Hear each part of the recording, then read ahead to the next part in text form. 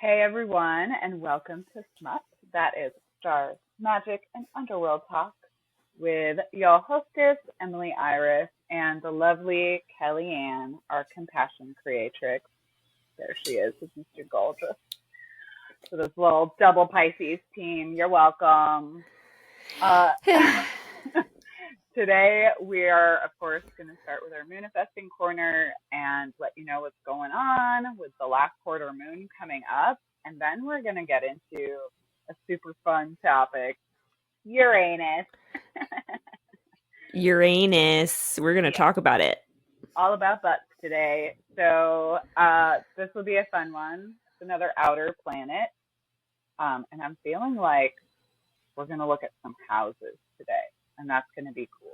A little bit of a different angle. Ooh, that is very fun, especially because we just did the deacons. So we have a couple of layers that we're unfolding. Okay, we're peeling that onion. Okay. Yeah.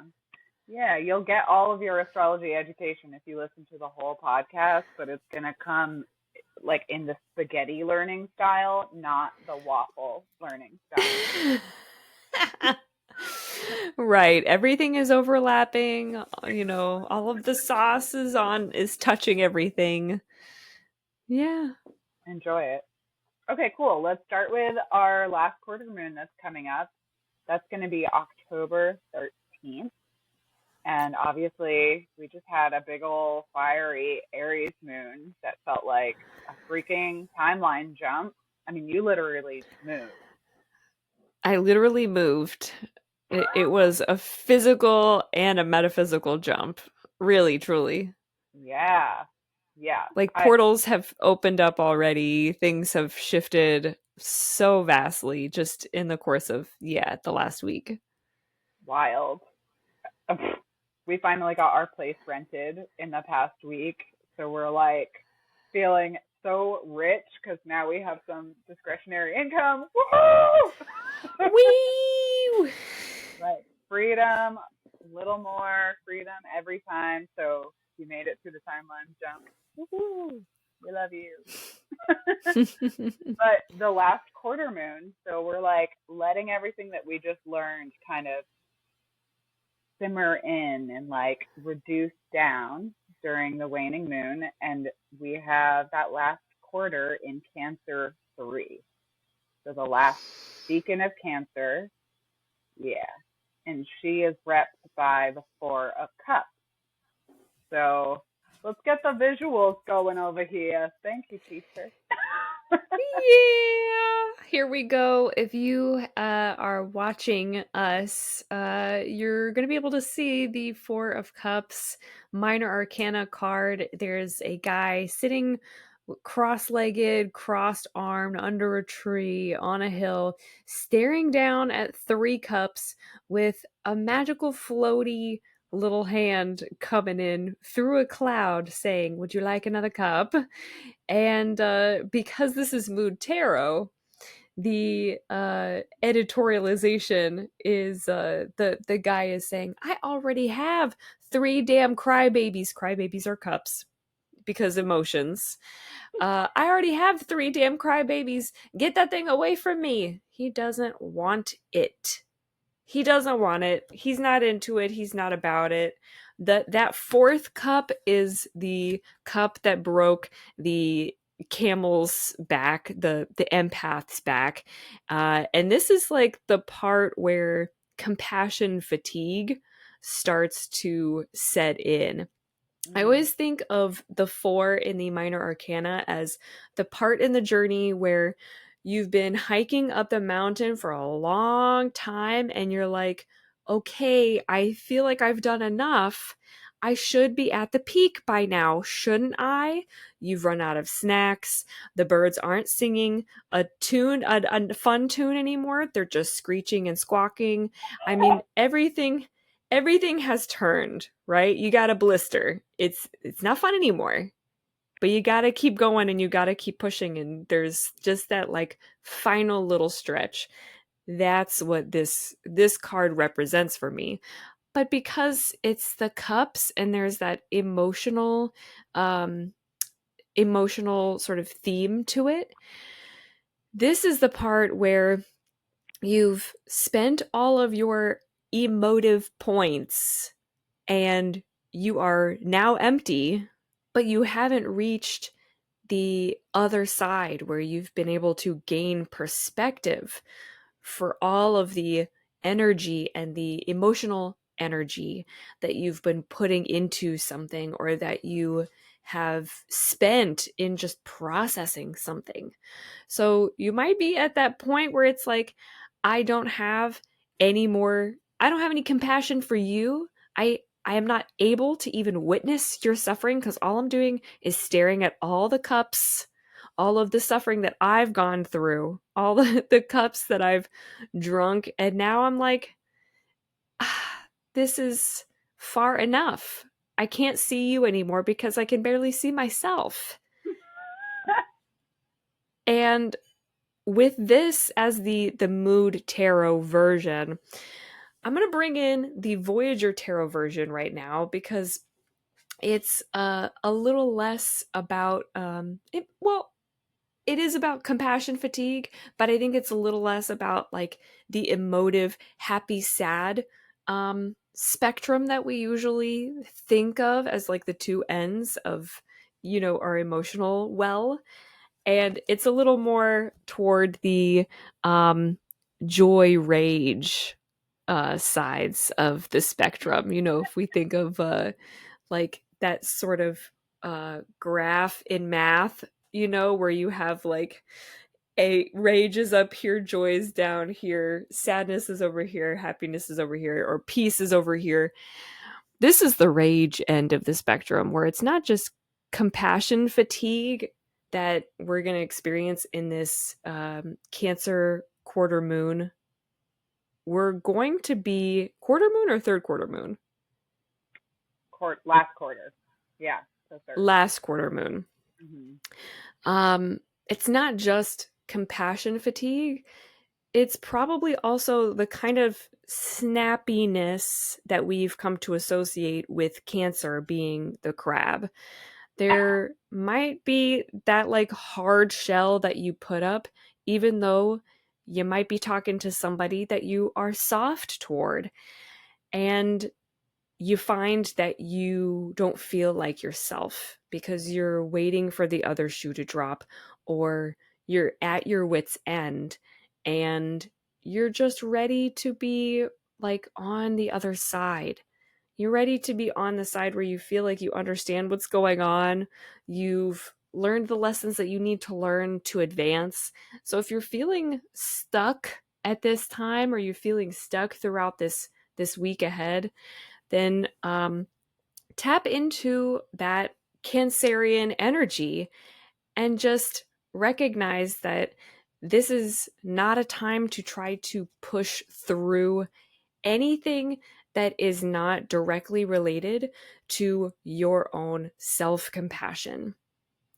Sit with the suffering that you've been going through. Be a good and fair and loving just witness to your own suffering, and then take wee little tiny steps to go and alleviate that suffering. And often that means asking other people for help.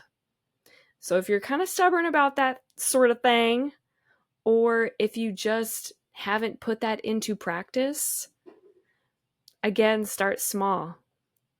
Do you mind just grabbing that water for me that's just across the room? It's such a small ask. It's such a small little thing.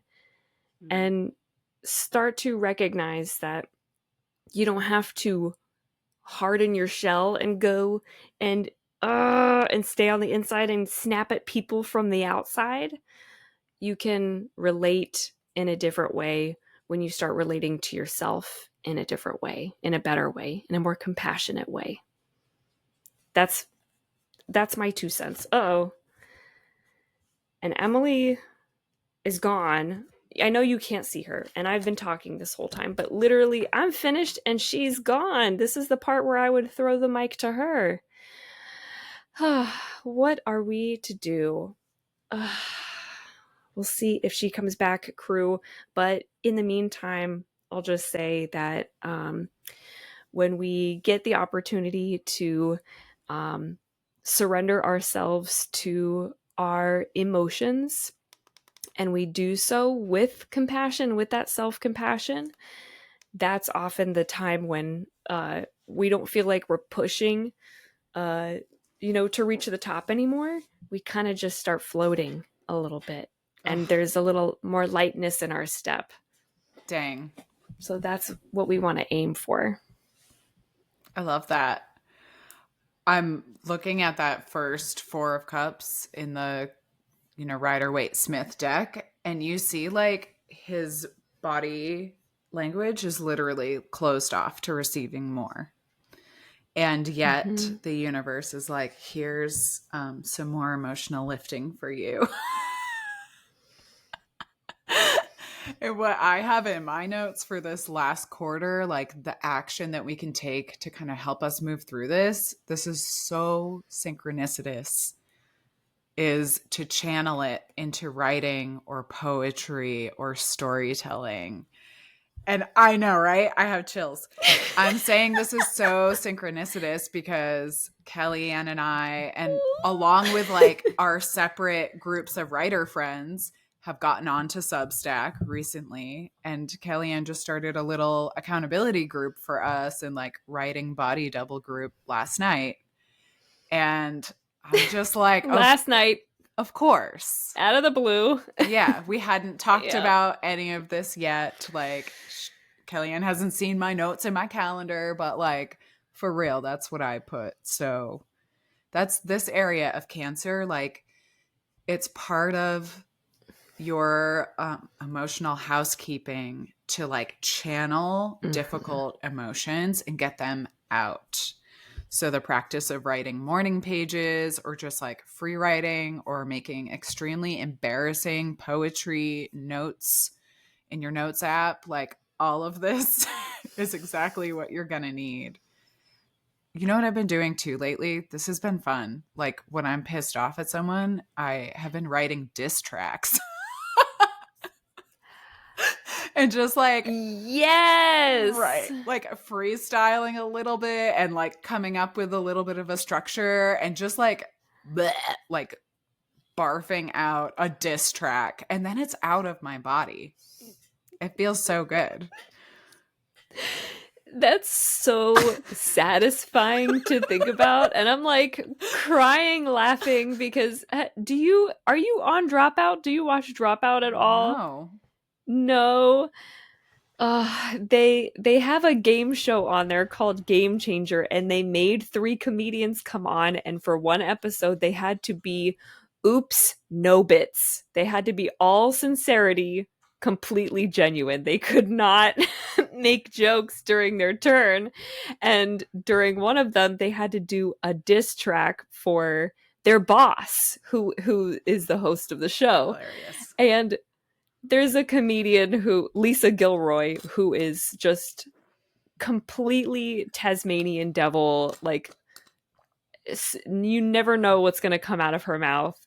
And as soon as you said diss track, I saw Lisa Gilroy doing her diss track. And I was like, that's so satisfying. Just saying whatever the fuck you want, releasing it out, letting it be embarrassing, letting it be as weird or as corny as it comes out, just letting it out. Yeah, I fucking love that. Right, like I fucks with that big time. Just working with all the shadow emotions in ways that are not harmful. And I think about the music that I like when I'm in a mood, and it's like big time diss tracks, like emo diss tracks and Megan Thee Stallion diss tracks. And like, that's what the medicine that I need sometimes. And it's okay, y'all. Like when your emotional cups are about to overflow and you feel like flipping the table, then proverbially do it. Do it. Then literally do it. We dare you. Yeah. Yeah, it's interesting that anger is the Voyager like flavor of the Four of Cups too. Like, it's not something I associate with it, but there is kind of a stubbornness that needs to get broken through. But the crab shell needs to get cracked. Well, and if we take the sort of like white supremacist patriarchal lens and look at how this is portrayed in the Four of Cups, it's just a male appearing figure with legs crossed, arms crossed, who's looking down and avoiding, but there's this passive aggressive energy that's being pent up in there, and that's not rage. Right. You know, like that's still rage, that's still anger, and that's being masked by, you know, trying to seem like you have it all together. I think there are a lot of men and boys who feel like, you know, drinking down their emotional cups, so to speak, is not their job to do. Ugh. They're the ones who float in those hands into other people's spaces and go, "Can you just take it?"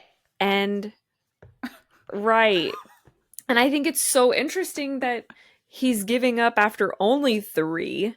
You know, when 3's not that many, you know, if we think of between 1 and 10, 3 is on the low end here. Yeah. So a 4th one setting this guy off, very interesting that they chose a masculine figure. And also, you know, I love, like you said, that Voyager was like, let's call a spade a spade. Yeah. Here's what's under the surface of these cups. Here's what's really going on. If you were to look at it, you're going to see the crashing, the smashing, the crash out is what this card represents. Yeah. And there are a lot of ways to not only prevent crash out, but also to repair after crash out. And it often involves community. When you were saying, like, you know, write and do your diss tracks and everything, I'm like, you know, the only way that we really truly feel embarrassed is when we share it with other people. Yes. And it's like, I feel like we need a little bit of that, a little dose of that in this season of life. Yeah. It's like, we just went through this wormhole. We just went through, if you feel like something has shifted, then it might be your opportunity to say, you know what? I have a lot of assumptions about how people might react to me sharing and expressing myself, but I think I might need to share it. I think I might need to share it with somebody. Mm-hmm. Even if it's just like, you know, we join Substack. Even if it's just on Substack and it's to quote unquote nobody, somebody might need to feel that, like, ooh, I have that too. Ooh, I haven't seen anybody say it quite like that before. Yeah. And isn't that just like one of the juiciest things? Like, we go to other people to be mad about things. You know, we often, when we click with somebody, it's because we share more things that we dislike than things that we do like. We bond over talking shit. Yeah. Female gossip saves the world, bitches. we bond over all of those bad feelings, and for it to become something that's productive and connective and helps us to rebuild that shamelessness with the human experience, which is very emotional, then, oh my gosh, why wouldn't we want that? Right? Why wouldn't we show our asses to the people we love most and go, you'll forgive me if you didn't like that, I'm pretty sure. Yeah, exactly. It's so funny. I was scrolling through Instagram today, and one of my new favorite singer-songwriters, a local gal, Claire Wall, was sharing about the songwriting process. She's like, you have to get comfortable with humiliation, with public gut spilling humiliation. And like, as a kinkster in many existential ways, I'm like, right, the exhibition of our shadow parts, our dark feminine ability to be like, fine, I'm going to channel it, is the antidote to that toxic masculine of like, I can't handle any more feelings. I've been sitting under the Bodhi tree. I'm enlightened now. I have 3 cups, but that one that's real and in front of me and being handed to me, I can't. I simply could not. Right. I can't lift another finger. I couldn't possibly get up from the shade of my tree. Right. Or really, even like, that's not mine, I don't want to deal with it, which is more of a masculine, toxic masculine approach. And have I heard that out of a man's mouth? Yes. You bet your ass. You bet Uranus. And speaking of, let's do it. That's a perfect segue. I know. Showing your ass. We told you there's going to be butt jokes galore. And look, let's segue it now. I'm wearing my Dungeon Crawler Carl shirt, which is a book series that's really funny, and you could read it if you want. And it's a cat butt, so I just thought it was perfect for today. You're welcome, everyone. Cat butts. Donut holes and little puckered asses. Yeah, so cute. Everyone so has cute. a butt. Oh my gosh, it's like Bob's Burgers, the aunt sister on there who paints animal portraits, but it's all assholes. Right, and hangs them in the restaurant. And hangs them in the restaurant. Yeah. Just 1,000 of them. So funny. She has Scorpio in her first house. I'll bet. She's that dark voyeur, that dark exhibitionist. Exactly. Watching from the shadows. Okay, but for real, butts and Uranus, which is a gas giant. Okay. We're done. You make the jokes. So in Hellenistic astrology, we have talked about Uranus. You might remember when we talked about Venus, because Venus is daddy. I just shut my mic off. Getting a cat hair off of it. I was like, what just happened? Dear God. So we know Uranus as the planet of disruption, technology, change, innovation. So have we already had some technological interruptions today? Yes. So we're just on theme. I want you to know. Disruption abound. Good Lord. Okay. But anyways, this is a crazy. What's the other name for Uranus? The Roman? Like, yeah, Venus, Aphrodite are the same Roman. person. Let's look real quick. Oh, it's like unknown. Caelus. Caelus. Yeah. Caelus. Who okay. dat? Okay. Yeah, and no one cares apparently. I know. Apparently. So yeah. I'm going to tell this like I'm gossiping, and it's going to be fun, and we're going to keep it kind of short because we know like the Hellenistic mythology is kind of inherently patriarchal and, you know, the birthplace of Western Civ, aka white supremacy. So take it, leave it, all of the above. So Gaia, Earth goddess, gives birth to Uranus. And then they become lovers, which we're going to imagine is just like totally a normal thing, you know, at the birth of creation. Sure, whatever. Okay. They have a bunch of kids, and these include the Titans and the Cyclops, and another one I've never heard of that I'm not going to pronounce right now. Yeah. Uranus I can't figure out why. I don't know what his deal was, but he hates his children and he asks Gaia to hide them in her body, which is so Oh, rude. Like, shove them back in, please.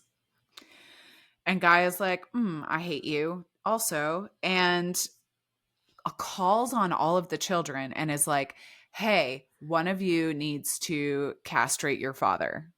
And the only one to respond is Kronos, who is one of the Titans. And as we know, he goes and cuts Uranus's cock off.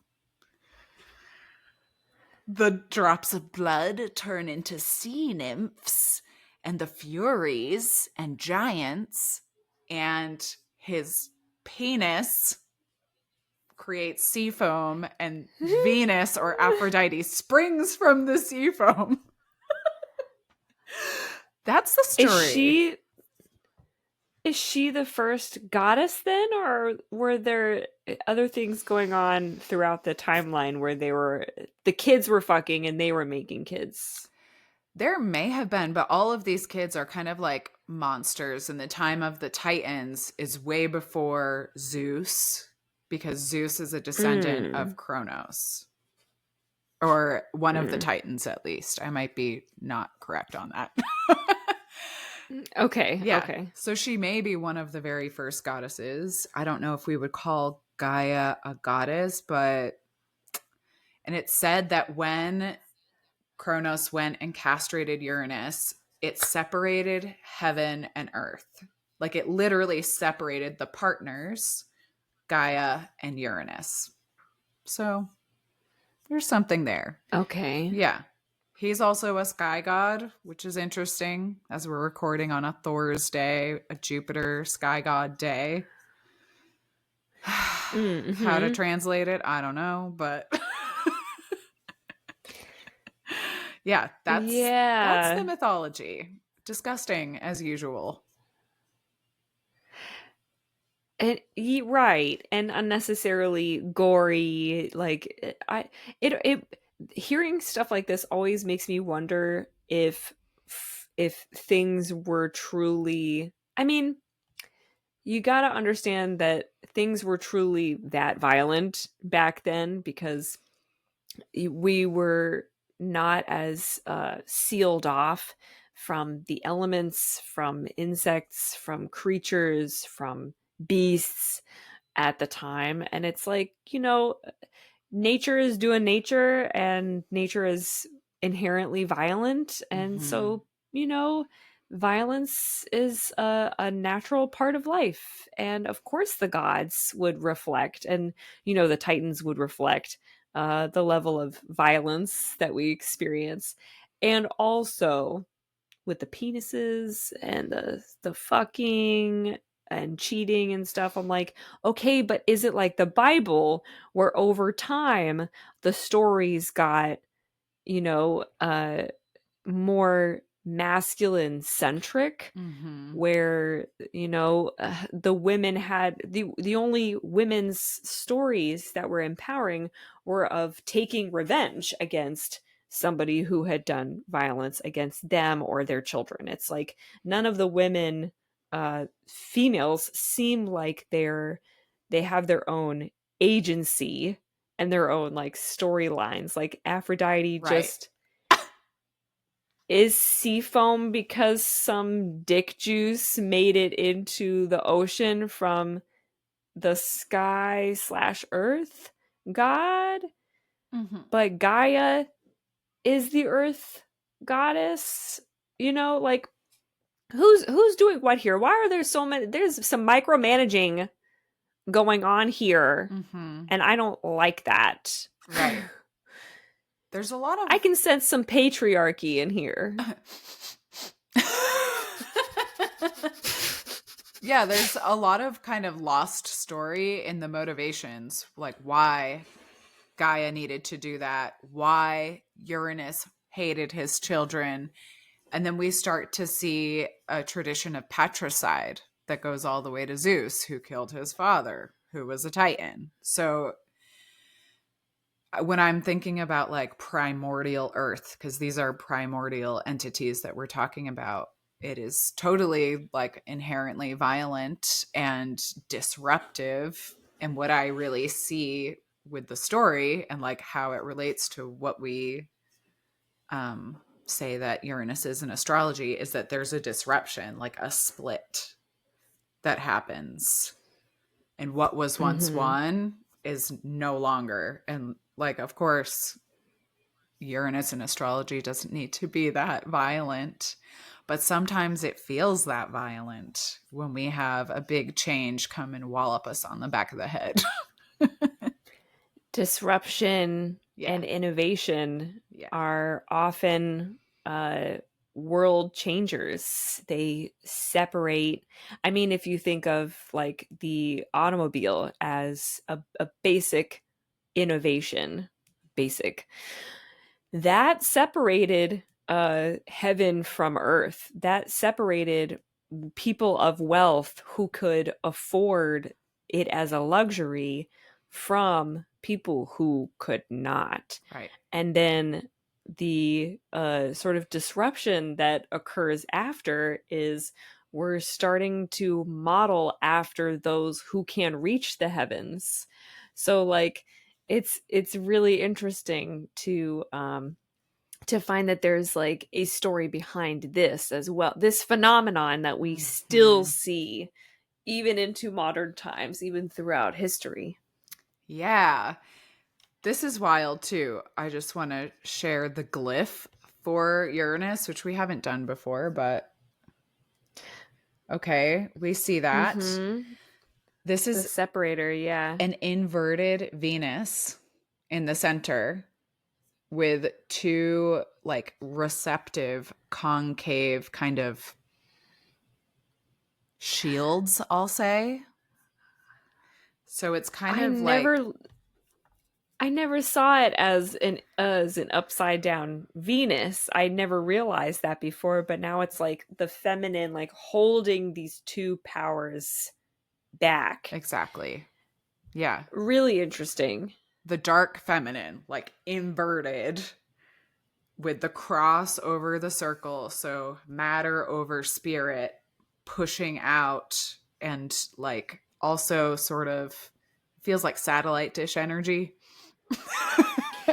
Yeah. I was going to say, doesn't Pisces, the glyph for Pisces kind of look like that as well, minus that middle vertical cross and the circle? Yeah. Yeah, exactly. It's without the vertical. Yeah. Yeah. So there's like a real receptive energy, and it's interesting too as we're coming off talking about the Four of Cups, like are you open to receiving change? That's when Uranus hurts, is when we're not open to it. And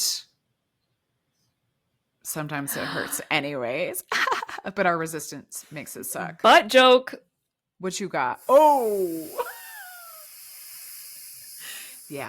You started saying where this is gonna be full of butt jokes, y'all. You started saying like, it doesn't hurt if we're receptive to it, and you kind of just have to, release and relax so you can let it in and open the sphincter. Sometimes it still hurts anyway. That sure is how butt plugs work. Girl, I could not think about that coming into this session. I'm like, There's something there. There is something there. Oh my God. When we're all like tight around letting change into I was gonna say, lives. and what does a butt plug do once it gets in there? It just holds those walls, it's just in there. Not with the face. If you're watching this podcast as opposed to listening to this podcast, enjoy all the screen grabs that you can get of us just pantomiming being a butt plug inside of an anus, because we're having way too much fun with this. Yeah.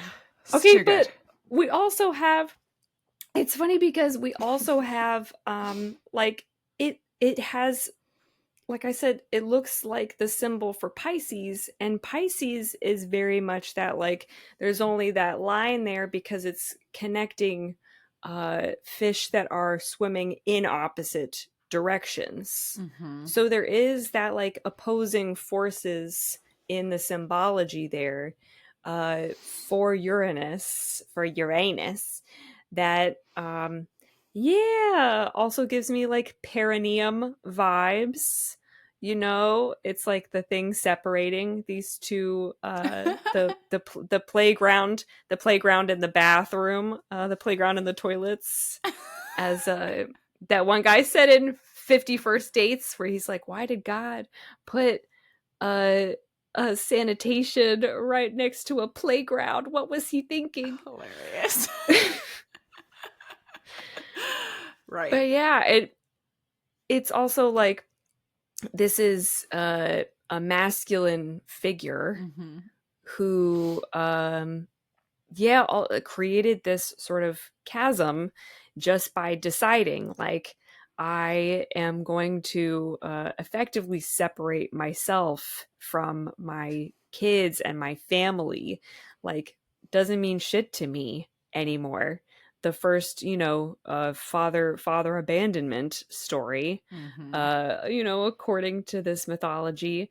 And it was a masculine figure who came in and did the deed, who took action, but it was a feminine figure who called the shots. Mm-hmm. Right. So there's this very interesting energy here. Yeah. Like a duality that's being played with, even with just this one figure, even with just this one planet.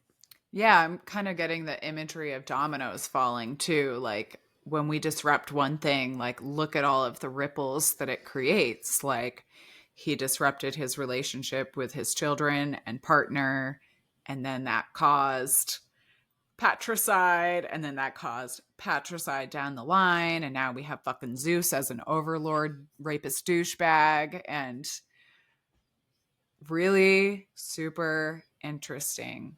And just spiritually, we know when we come into these bodies, we're like born into a place where we all sort of agree on the illusion of separation. I'm me and you're you.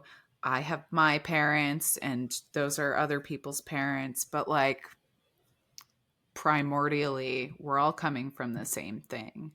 And this is sort of where we see it like start to get forgotten in the very beginning of the story in this gassy outer planet.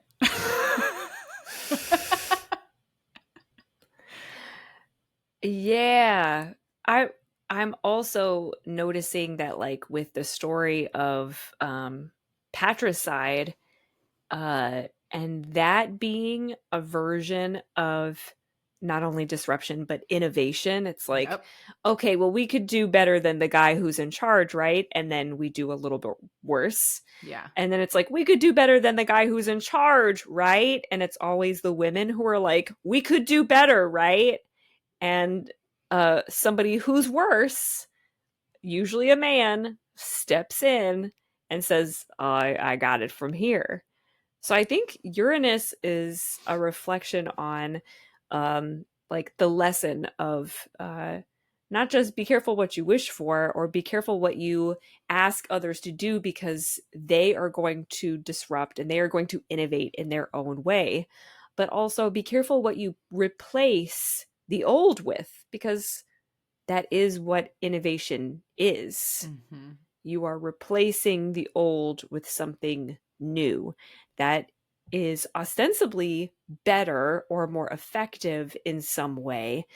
But if the effect that you're trying to have is that there is more peace, more harmony, more connection, and you keep allowing the sort of like masculine, violent, patriarchal control aspects of your life or of other people to be the ones to take action and be the ones to push you to make decisions that are out of alignment with whatever harmony you're looking for, then you're always going to end up innovating in the wrong direction. Exactly. It's like what is it called? Like a lesson that tells, or a story that tells a lesson, but it's like a cautionary tale. It's a cautionary tale. There we go. The I got moral there. is, yeah, I always think of like, because of our association too of Uranus with technology, I always think of Silicon Valley and the way that we all felt when we first witnessed like people with these garage startups. You know, we didn't really know that they had been given their trust funds or like tons of funding from their parents. But at the time, it looked like this kind of rising sun, new hope, like these people are disrupting the monopolies that the big Illuminati have held for forever. And now look where those startups are. Spotify, Amazon, Facebook, like monsters, fucking monsters. Giants. Yeah. Titans. Titans. Yes, I literally was just thinking titans of industry. Yeah. And the very clear distinction that I also make is where are the women? Yeah. Where are the women in these Literally. startups? You know, they were all like men, young men, you know, or on the older side of teenage boy in these garages. And it very much gives Zeus trying to overthrow Kronos, you know, just like the next iteration of whatever boys club can compete for the very tippy top of Mount Olympus. Yeah, exactly. Ugh. Boys club. But that's not how we have to use Uranus now. Like, we're here to disrupt the boys club. Right? And we don't roll up my sleeves. You can do it. Yeah. And this energy of being able to shift things so easily and quickly using technology to innovate and disrupt through all of these pathways that we have now, this can be feminine too. Like, we can definitely have a feminine spin on this. And you see it already with women, like female-based startups, and only shopping women-owned businesses, only shopping BIPOC-owned businesses. Like, there are so many ways that we can undermine the structure that has been created for us, you know, without having to actually castrate anyone, but it will castrate the patriarchy. There's that. Right. Yeah. And no giant dicks will be dropping into the ocean, except for maybe all of the satellites in the sky, which we see even more than the actual stars nowadays. We just talked about that. I still can't get over it. Yeah. Still mad. But still mad I can't see the stars anymore. Pretty bummer. Pretty much sucks ass. Sucks anus. For real. But yeah, we can reassociate ourselves with disruption. And I think too, the other thing that we're finding as we re-indigeneify what we're doing here in community and in our practice, in our emotional regulation practice, and our socio-emotional connections that we build with people, we can also begin to recognize that there are certain innovations that were made in their simplest form. And we keep forgetting that the principle, the law of Occam's razor, which is the simplest answer is usually the correct one. And we're using so many complex pieces for the kind of innovation that we're working with right now and that we've been working with. It's like it gets more complex and it gets smaller. We shrink it down so that it's usable for everybody, and we all become locked in to the sort of Black Mirror we're about to have, like our phones as little things, devices that we can attach to our temples at some point type shit. But that's not the simplest thing.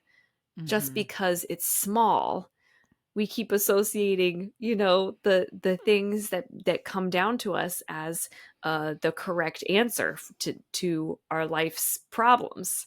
And yet the solutions that are simplest, which are solutions that have already been found and been used for hundreds of thousands of years, those are the ones that are right for us, right for the heart of the earth, so we can take care of her, we can take care of ourselves, because our heart beats with her. How are we going to survive if we, keep creating all of this noise and we can't hear that heartbeat anymore? I feel like Uranus is that sort of noisy commotion, that reminds us to like go behind a door and just seek that silence and that connection to the heartbeat again, so we can go. A lot of disruption and a lot of innovation that needs to happen is not just like turning everybody into robots. It's finding what the simplest, most effective things are. Yeah. Like, that's what feels like the sort of, if we were to counterbalance all of the toxic masculine that is inherent in the innovation that we've seen in the past several decades, with some healthy feminine, that's where I would go. Like, that's what Uranus I would want to represent for me, is that reminder of like, how do we get out of our own asses and get back into like actually connecting with things, building and holding the tension that is between two opposing ideas without there being violence involved, without there needing to be a violent end. Yeah. It's like the healthy personification of the rebel, which we know is like the Aquarius energy of Uranus.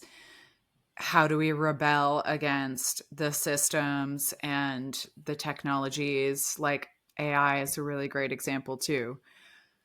How do we rebel against this technology that's co-opting creativity and using way too many resources for what it's actually giving us? And it's by like little beautiful everyday innovative acts, like going back to frickin' writing a blog and writing poetry and diss tracks. And diss tracks, motherfucker. Yeah. I love that. Okay, Uranus. There's something else I want to touch on here, and it's that like we know Uranus is an outer planet, and that means like it's circling big and wide, and its orbit happens in 84 years. So that's like 7 years per zodiac sign. So this is like one of those like on the cusp generational sign or planets, and we'll see like, is yours in Capricorn? Yeah. We'll start to see some of that, but there's also like not just disruption here, there's awakening and enlightenment, progressiveness, ingenuity, like all of these real kind of sparking consciousness energies.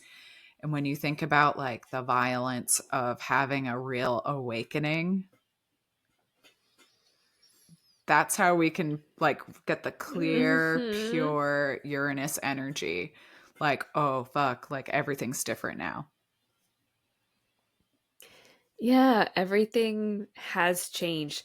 And that is inherently violent. I Yeah. mean, that is like when I my sister went vegan and I was like, "Okay, I'm going to try it." And I Oh. watched my first documentary. I was the embodiment of the Voyager 4 of Cups, that anger for a couple of years because it cracked my brain open and shattered the sort of illusion of uh because it's easy it must be fine. Because everyone's doing it. Right. I mean, I was thinking that with AI, because it's easy and because everyone's doing it, it must be fine. Because, everybody's eating meat and it's easy, it must be fine. There are so many complexities that we lose because we're not connecting to that source. Mm-hmm. And source is very simple. It's pure love. It's pure love. Very simple. Right. And if you are creating slaughterhouses, if you are building giant warehouses for computers that think for us, if you are building all of these sort of monuments to complexity, then you are not connected to that source. Damn. Yeah. It's like complexity and subversion and secrecy and like complex for the sake of being obtuse, like reading a legal document. Like, this is just to fuck with people that don't have the reading comprehension or literacy skills, and so you can take advantage of them. Like, that is Yeah. that. Right. Right. Which is why one of the innovations that the authoritarian governments throughout history have made is dumbing down their population. Yeah. Because what they really want is for us to be functionally illiterate. And that way, when we try to do what they tell us is the right way to do things, it's so inherently complex that we can't possibly do it without getting it wrong, or just trying to have our basic needs and our basic rights met should be simple. It really should be. But they love to have us fucked up and waiting on hold on a phone where only one person is answering that government line for hours and hours, just to sap us of that ability, that like drive, that rage that we have, that allows us to get to a point where we can become disruptors from a place of love. Yeah. Yeah. Uranus is the energy that says, like, actually, fuck your rules. That's not for me, because I'm operating by a law that is much higher. And as we talk about the houses, I'm already seeing how your veganism is totally your Uranus in action, which is really cool. Yeah, but that's the energy here, is like not just to be a rebel for no cause, but to rebel against what you see is not in line with the higher divine order. Which is cool. I really dig that. I learned how to operate like that when I lived in Italy with my Italian partner, who would be like, "Oh, it's fine. This is not for me. Like, I don't have to obey that law. It's not for me. That's for people that aren't paying attention, or that's for people who like don't have any common sense." I'm like, "Huh." I like that. Right. Some laws are made for people who are too functionally uneducated or functionally not present to be able to connect to what's right and connect to what makes it the most sense. Yeah. Interesting. All very interesting. I love that. Shall we look at the houses? Yeah, let's do it. Okay, cool. Yeah. Okay, we're going to start at the beginning. So in your first house, your rising and identity. And my feeling is that if you have Uranus in your first house, you're kind of like a person that people love or hate because you come in like a wrecking ball. Which is really fun energy for those of us that have a good relationship with chaos. But I can see how this could also feel really like you're an outsider because you're always coming in with the heat and the change. And there's a lot of people out there that don't like these things. Not everybody is comfortable with conflict. And if what you're presenting to the world is build more tension, I love it. I love the opposition and I love to push on both sides. Then it might be hard for people to connect with somebody that they don't know where they really stand. They're disrupting for disruption's sake is what it sounds like. Yeah, I mean, it as part of your identity in your first house, your first impression that you give people is that you're innovative and disruptive. Like, kind of makes me think of someone that is like researching a really taboo subject at a cocktail party. You're like, so what do you do? Like, oh, I research female infidelity. And it's like crickets. Just like a really intense energy about this first house Uranus person. Right. Can be intimidating as fuck. Yeah. Yeah. And did I look at your chart? I did, because I was like, I wonder if Kellyanne has this in one of her like personal houses because we met and you were like, hi, I'm Kellyanne. These are my big three and I have herpes. And I was like, wow, that's quite an intro. Well, okay then. But now I see. When we get to the sixth house, which is your Uranus, it'll all make sense. Mm-hmm. Is that not relationship to the world? No, we'll get there when we get there. Yeah. Okay, so second house, this is going to be, it feels like self-employment to me because we know our second house is about having your work be a labor of love. And I get like self-employment energy there. It doesn't have to be, but it's like you're choosing to do what you want to do because you want to do it and you love it.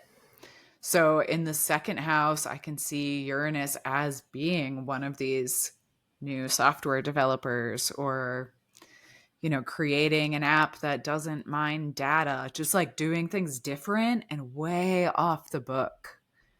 Like creating systems that right now people would be like, that's not profitable. That doesn't make sense. But innovating in the direction of connection and love.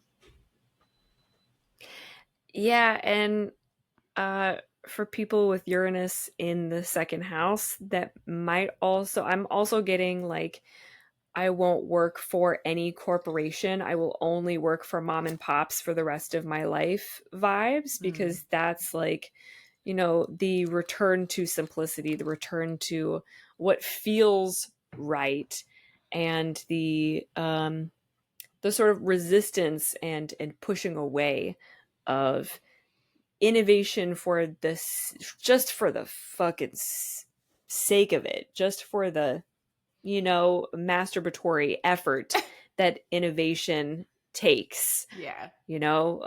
People who have it in the second house might be like, I don't need all that. Right.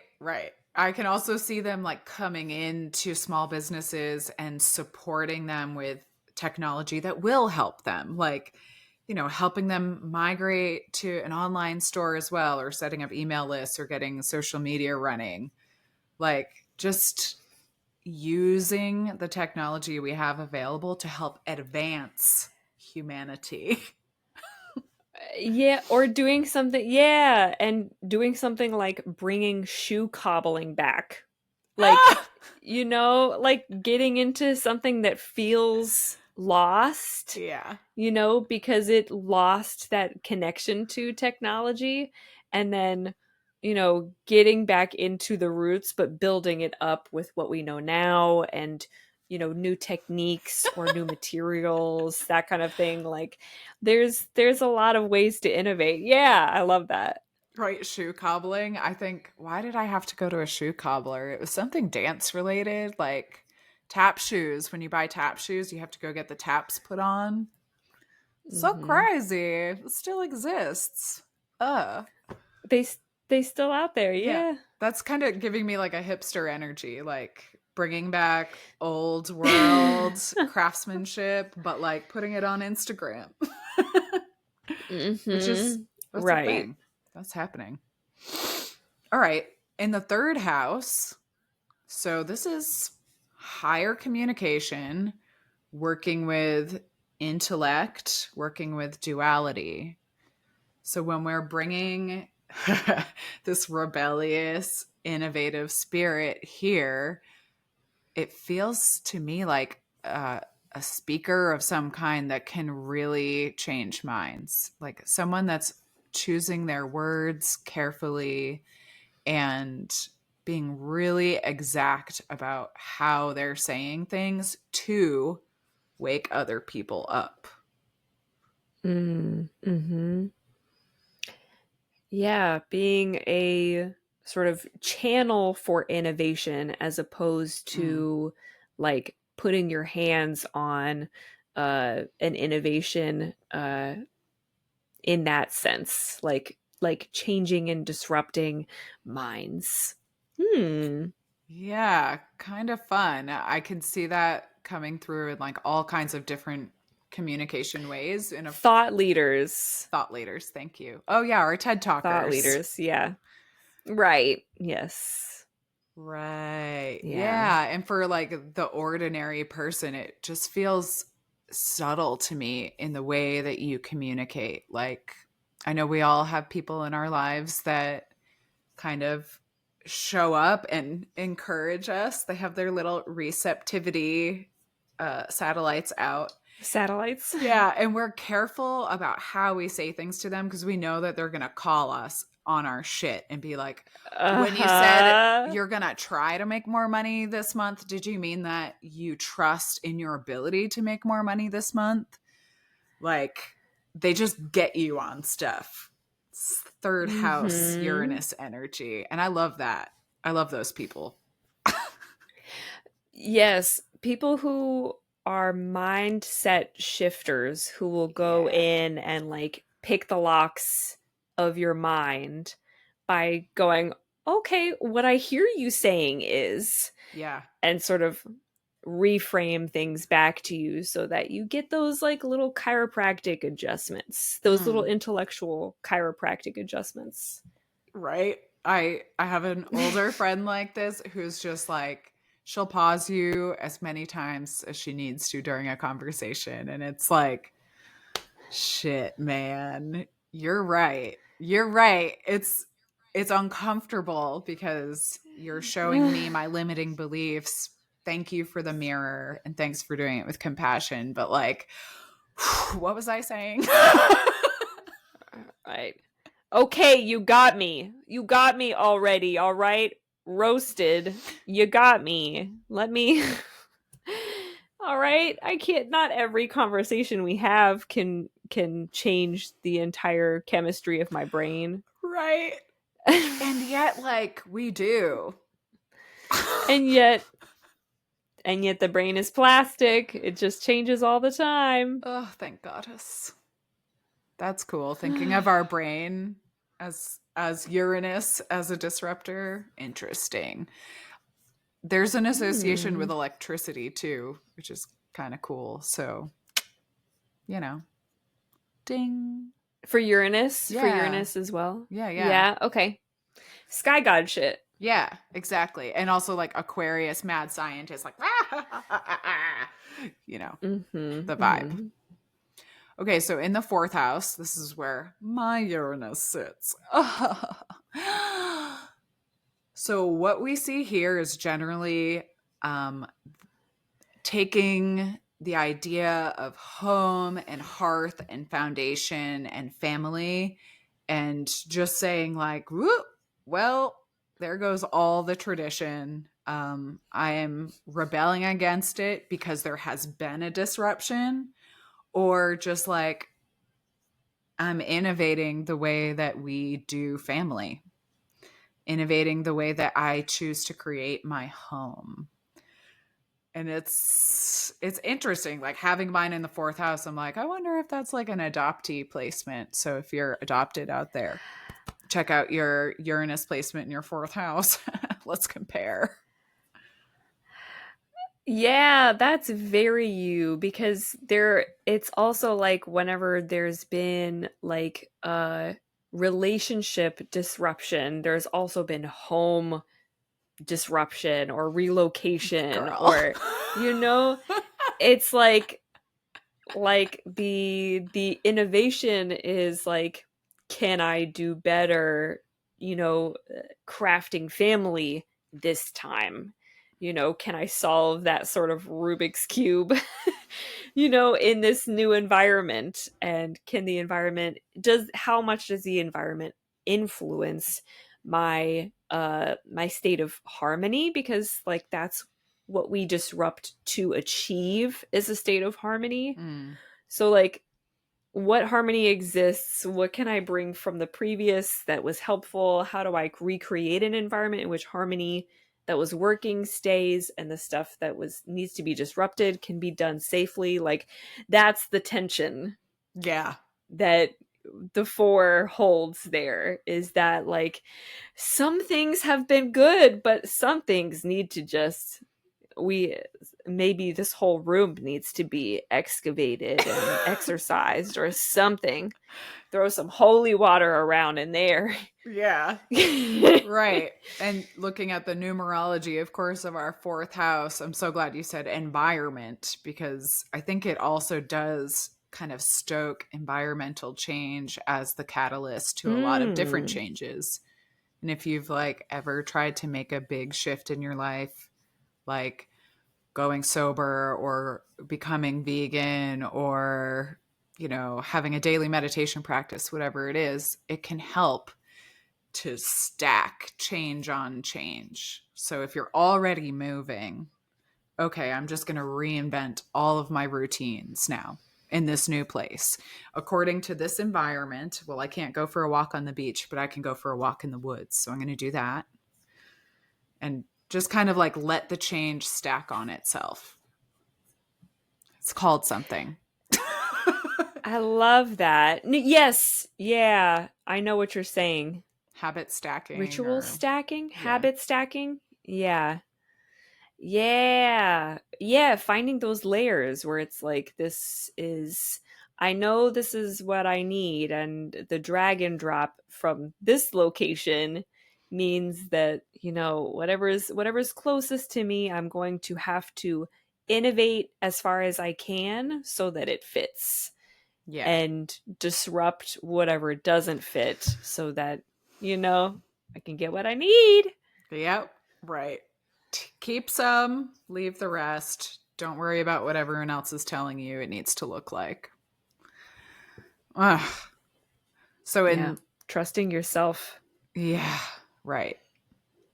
In the 5th house, speaking of the self, we have self-expression. And this is, maybe like this is the graduation of the thought leader, whatever that is. But it's allowing your creativity to be disruptive. So like a disruptive artist. We've talked about Banksy before. Like when we speak of disruptive artists, or someone like Basquiat, who was such a magical, innovative artist and became a leader in his particular genre, but like no one was doing what he was doing. No one is going undercover in their art like Banksy. I'm thinking of the Gorillas too, like super kind of anarchist, fun energy, and like hiding it behind a technological smokescreen. Kind of cool and Right. funky. This feels like tapping into like that positive dark feminine, where it's like, I'm going to use the veil of mystique so that the disruption that I'm doing isn't like is the first thing that you see about me, and I don't necessarily need you to, associate it with me, or attribute innovation to me, but more to like the time period that I'm in, because it's often those who are uh being really liberal with their expression of the time period they're in, and kind of like locking in the social dynamics and the political dynamics that are the ones that we see, we perceive as disruptors in art. Yeah. So using that sort of like that feminine to sit between the tension of like expressing yourself purely and being honest in spite of the danger that it puts you in. Yeah. Holding the mystique there really paints a beautiful picture for how you can do both things, how you can like protect yourself from whatever that disruption the consequences of that disruption, the negative consequences of that disruption. Totally. Yeah, I'm getting like it's the energy of being a pretty pure creative channel and channeling from the collective consciousness of right now. Here's what's really going on. Like Childish Gambino's This Is America. Like it's so confronting. It felt so real. It felt so true. The artistry behind it was like just channeled straight from the moment. And there was slapback. Like there were a lot of people, a lot of white folks, I'll just say it for us, that couldn't handle the message at that time in history. It was like too painful to look at. Ugh. There's definitely that it's sort of a threat of, what's the word, excommunication or isolation. Yeah. Yeah. Right. Oh, yes, I know what you're thinking of. When somebody's like expelled from a community. Yeah. Yeah. Yeah. Worth it though. Worth yeah, aligning with what is authentic for you. There are always ways. I feel like every single one of these that we go through, I'm like, ooh, that must be really tough. Yeah. But there are always ways. We can always find ways to not only mitigate like the adverse effects, because there are always going to be consequences, and consequences is a neutral word.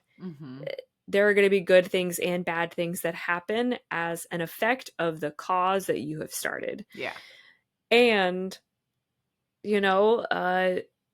the patterning of Uranus can help to tell us how to navigate that and how to create that for ourselves. So I love that we keep coming back to the symbol too, of like, where is the tension here? Yeah.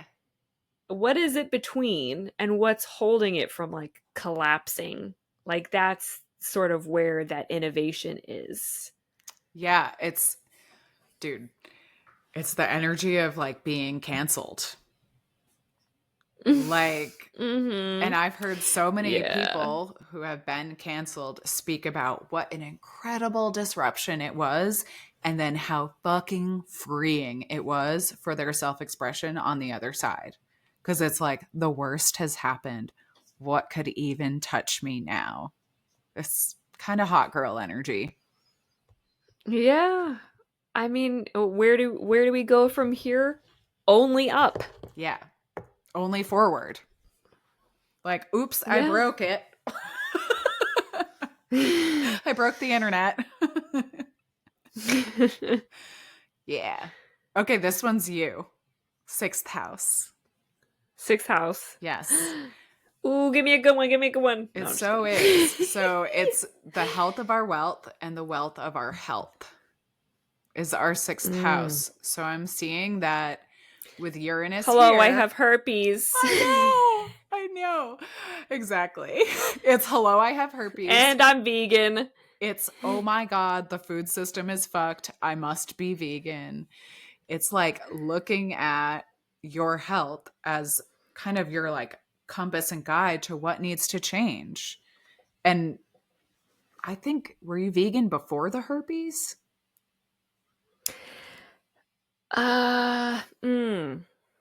I know it like influenced your like herpes diet, right?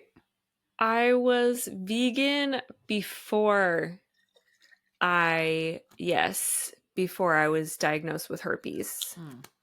Yeah, so I was already on that path and was already considering that, like, if it's not healthy for me, then why would I put it in my body? Why would I choose it? Why would I spend my money on it? Why would I invest in it? Like, the greatest disruption that I could be, just being myself, is to choose the things that are healthy for me, that feel the most healthy and healing for me. Yeah. And I even had recently some of the older women in my life, I've heard, like, have had shingles outbreaks, and I was like, oh, that's herpes, that's their stress alarm going off.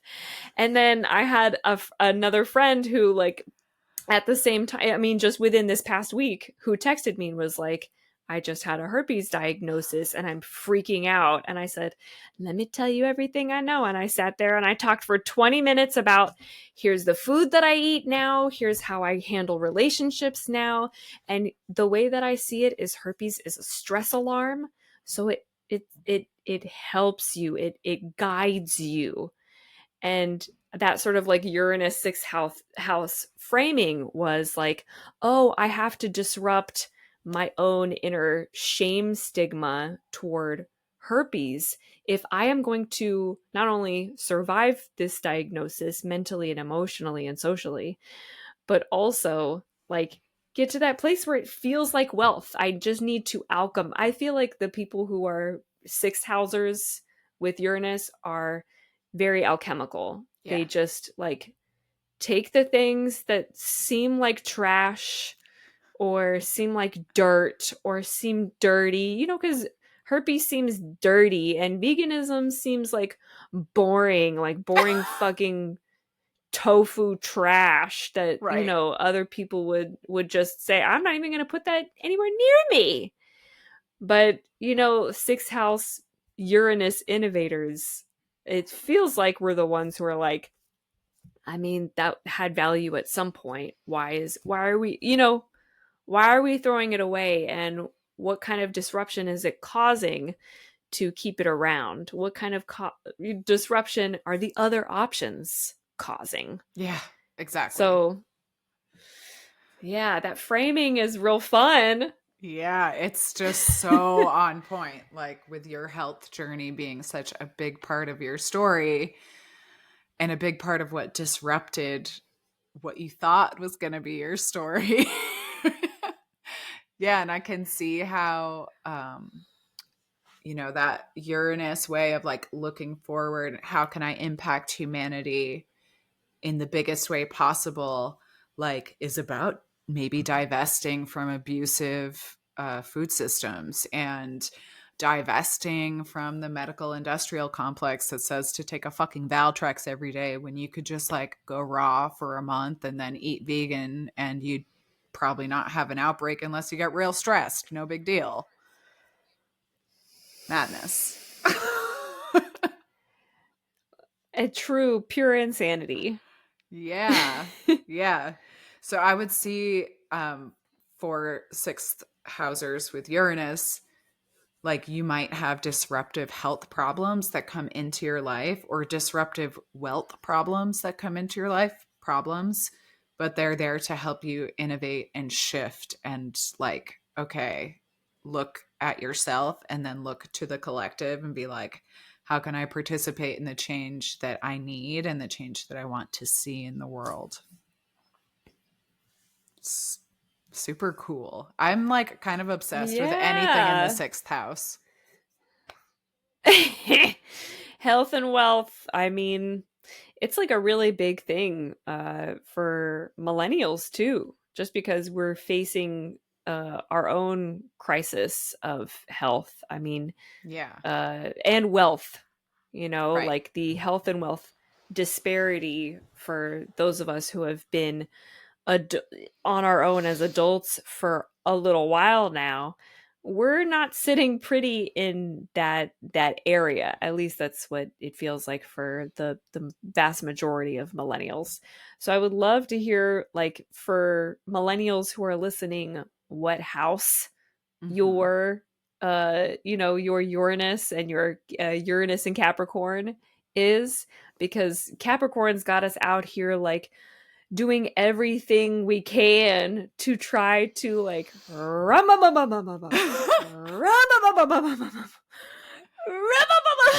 really just trying to start that engine and get ourselves on track. So I would love to hear like what houses y'all have going on too, because yeah, it's really, really powerful stuff. I know. Especially when you get an illness that changes your life to that degree. Dude.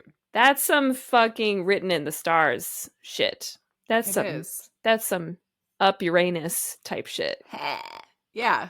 And like our body is always guiding us and telling us what we need to change and shift. And having that so magnified in the sixth house, like these are major pivot points for your life. It's where you broke your shame. Like where you broke the hold that shame had on you. Batty. Magical. Okay, y'all. So in the seventh house, now we're talking about our social network. We're talking about the people we are surrounding ourselves with on the daily. And having Uranus here, it makes me think that you may be surrounded by like a group of activists. Like you want to be friends with and you collect the people and you network with the people that are really out there interested in social change and shifting things for the better of all of humanity. There's really fun, like ragtag group of rebels here.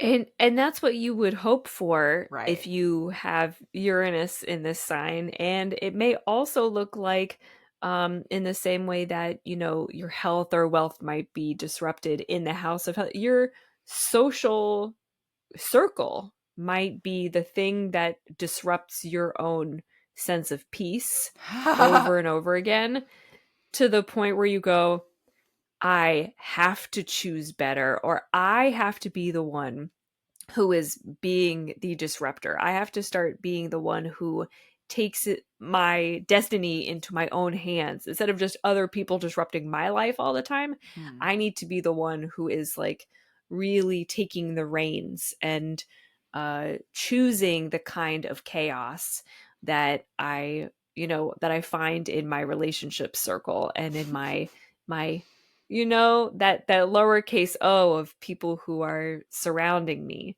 because it can get very it's tough out there when you feel isolated even in a large group. And I think this is one where I get the sense that some people with the Uranus in the seventh house are folks who, if you're fighting your true nature, you might be the kind of person who doesn't speak up, but always has something to say and is always holding back. Yeah.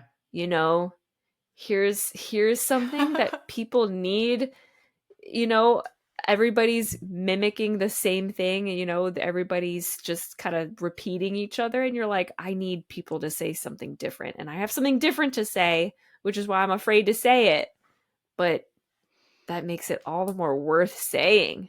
Ugh. Yeah. Maybe this person has like a secret Twitter or Finsta. Yes. Yeah. I'm getting the dark side here too. Could be that you're rebelling against the rebelliousness, and you may be surrounded with folks that are like super ho-hum status quo, that aren't interested in change and advancing humanity at all. They think everything's just hunky-dory. And your big Uranus disruption here might be to remove yourself from that. Or you might get removed. Yeah, you might be like the Regina George who just feels like the innovation that's happening is coming from you, and that's how you attract people and how you manifest people, is other people are seeing that you're out there changing things, and you're, you know, things look better in your grass, you know, on your side of the fence. And then when they actually get in there, it might not be from that, like, you know, world serving point of view. It might be from that self-serving point of view. So if you're also doing it from that like Uranus way where it's like, I don't actually give a shit about my kids, I just want to be the king of the gods, then you might also find that that to be difficult to be living with in your placement. Yeah, good luck, everyone. So good luck with that. Yeah. Let's move on to 8. Yeah. Like, as a 7th house sun, I understand the 7th house in a certain type of way. And I know that one can't be easy. So I'm curious if you have that placement. I'd love to hear what it's like for you. Okay, 8th house. So this is where we have wealth and like deep collaborations happening. And I'm seeing that this could be like finding the exact people to help you with your mission, to help you with your innovation. And it feels really magical, like bumping into them on the street, or, you know, accidentally buying their book and then meeting them on an airplane. Like the sacred water keepers getting connected with the scientist that wants to run pro bono research for them. Like, just huge magical collaborations that can do a lot of good for everyone. I feel like for Uranus in the 8th house people, it's probably more common for y'all that whatever signs you're getting from your environment, from the universe speaking to you, it's like that is sending you in a direction and trying to disrupt you, trying to get you out of your habits and get you out of your, you know, default on purpose.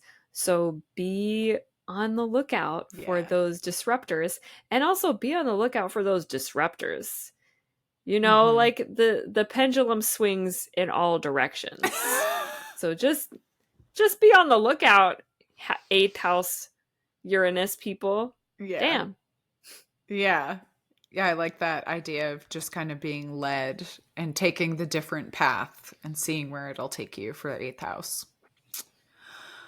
Right, 9th house, babies. This is like philosophy, wisdom, our highest self. So maybe you're like the cult leaders, man. Maybe you're the one that comes up with a new belief system. Like, Hail Zorp, Lizard King.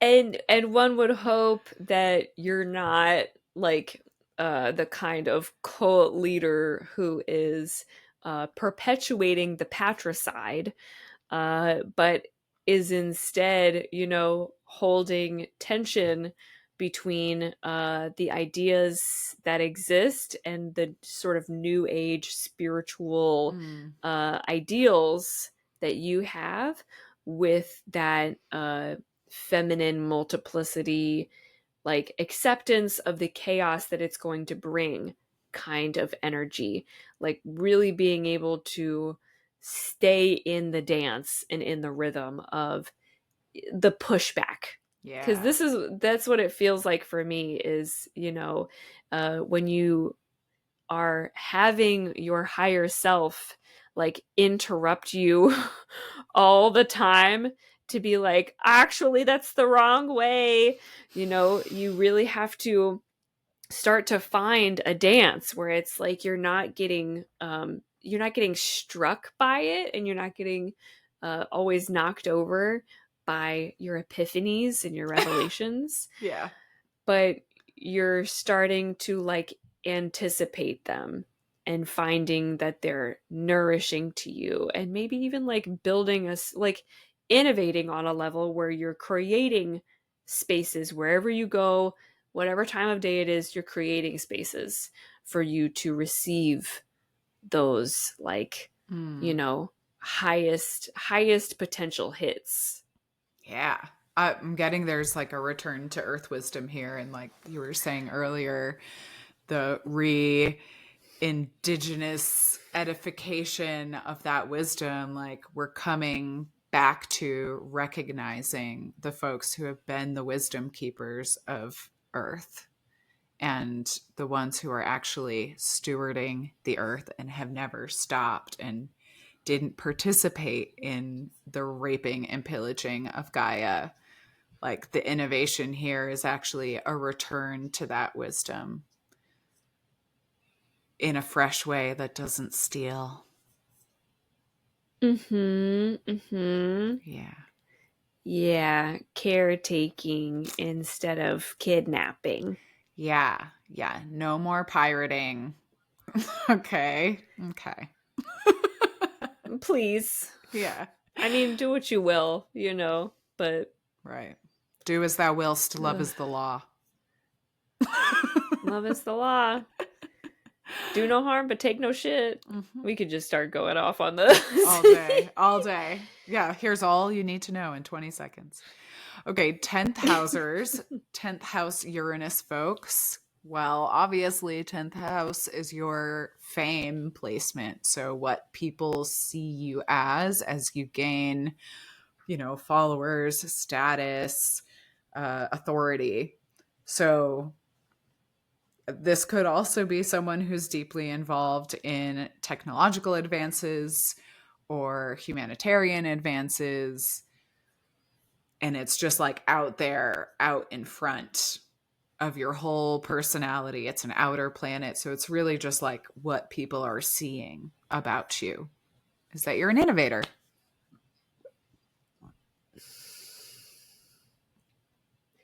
Yeah, I also am like seeing like creating a like an alter ego or like a persona to represent that rebellion and to get to play out that rebelliousness in a way that maybe isn't fully integrated, but at least creates some level of protection and safety. Because if you are out there in the open, and if you're, if that's like where your fame is being centered and your reputation and what you're known for is being centered, it might be like it might be that the disruption that you need or that you choose is to not be completely yourself, or to not be the version of yourself that you even want other people to see. It might be like a piece of it, just a little taste to test the waters. So beware of imposter syndrome here, because if you are creating an alter ego that isn't altered enough, and doesn't take it far enough. Remember, we've got those like satellites of tension. Like you need, if you're going to create separation, it's got to be good. It's got to be extreme. Right. Yeah, I love that. Like, I'm thinking of a celebrity like Emma Watson, who she's kept like a really kind of squeaky clean feminist, pro-literacy facade. And that's what we get to see about her. And of course, there's probably so much more depth to her as a human, but like, you know, she's allowing herself to have some privacy with that. And that's totally healthy and normal. And I can see this also as like fame as a disruptor. Fame coming in and disrupting your life. Paparazzi all up in your backyard and stuff. Like this could happen in the 10th house. This is literal Lady Gaga shit. She just started reintegrating Stephanie Germanotta back into her public persona because she had Lady Gaga to shield her, but was this extreme rebellious part of her that she needed to innovate the music industry with. But she also has a song on Fame Monster. She also has a song on Paparazzi. She has these things that she herself has distorted and shifted and innovated the concept of, because she's faced face first what fame and what being a celebrity is as that like very to the edge extreme alter ego persona. So like I think Emma Watson is like alter ego light. Totally. And then Lady Gaga is alter ego, period. Yeah, I love that. I'm like poker face. That's like exactly what we're talking about. Yeah. Done. I mean, there it is. Nailed it. Fucking nailed it. Perfect example. Okay. The 11th house is like a double hit of Aquarius energy, right? So this is like all about the social impact that we're here to make and how we can move humanity forward, Prometheus energy. And if you have Uranus in your 11th house, shit, you're double trouble for the patriarchy. Bruh. Wow, just out here like a fucking Cat 5 hurricane. Yeah. It feels so disruptive and powerful. Like you have the command over your own energy and mission to command a huge movement. And of course, that will disrupt your life. Like your life's work will disrupt your life. Yeah, it's like that space between being hit by a comet so that you understand the consequences of disruption, and then breaking off yourself and becoming a comet that launches so intentionally in one direction that there's no altering course. You kind of just have to commit. You have to fully fucking commit, knowing fully the consequences of smashing into another planet entirely, another, universe entirely. Yeah. Whew. Yeah, I'm seeing like technology that is protected and like the data is clean and unshared, creating ways to subvert corrupt government activity and finding little secret tunnels and pathways here to be able to give that spark of consciousness to more people. It feels dangerous, this particular placement. Like in a fun way. It feels dangerous in a very liberating way. Yeah. In like the way that you would hope that if you did something big and you did something that a lot of people were going to see and you could not take back, Yeah. you would hope that your intention for the consequences for the outcome has that level of potency. And only it's only in the aftermath that you really find out. And I think that's probably the scariest part for these 11th housers is like, I'm not going to know if it was an innovation Yeah. until we see the reforming of the landscape. And until I plug in and I get into that database, I'm not going to know whether or not the virus that I created to do this one thing is actually going to be able to find its housing and to accomplish its goal. Oh, Hackers for Good. Did you ever watch that like 90s movie Hackers? So good. No. Hackers for Good. It's like OG Angelina Jolie. So fun. The fashion is Y2K as fuck. Highly recommend. But that's the energy. Like, where are the hackers for good? Where did Anonymous go? We Yeah. would love to know. Yeah. Okay, y'all. Last one in the 12th house. We have just, it's like collective everythingness, oneness, fulfillment. It is the culmination of everything else. So with your Uranus here, it actually, I'm getting an energy of like when you reach the end of something, that's when it feels really disruptive. Like you're going to get that fulfillment. The fulfillment might disrupt your shit. Yeah, it's almost like being totally conscious of what something is going to do in your life and kind of like playing around with it until that moment where the trigger is pulled. And then it's like, oh, right, that was the whole point. Here we go again, getting my fucking mind blown Yeah. or blowing other people's minds. And yeah, experiencing that level of consciousness that is vast enough that you can see everything.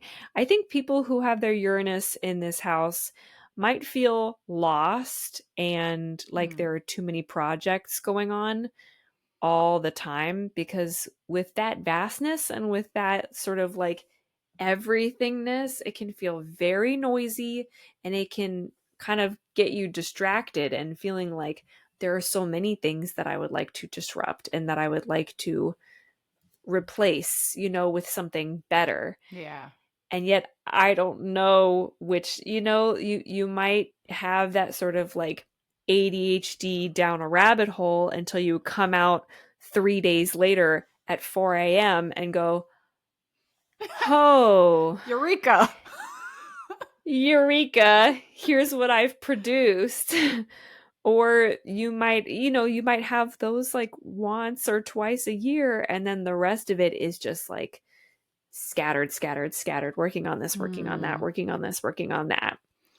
So I'm getting this sort of like, would love to be able to have that fine-tuned consciousness, and also might feel a little bit too open, a little too expansive. Yeah, it's a disruptive awakening. Like I know someone who just woke up one day and all of a sudden she could see the spirit world, like could see it. And there were like just millions of people in her bedroom standing there looking at her. And like she wasn't into energy work before that, but like awakening came and it went psh, psh, psh. All right, you're up now. What are you gonna do with it? Like, whoa. where to start. Yeah. And there might be a lot of like etheric influence in this house too, where you're doing a lot of work in the spiritual realm, and it might not necessarily look like what you do every day with your hands and your body, but the way that you embody this 12th house Uranus is like shifting things that you can't even see.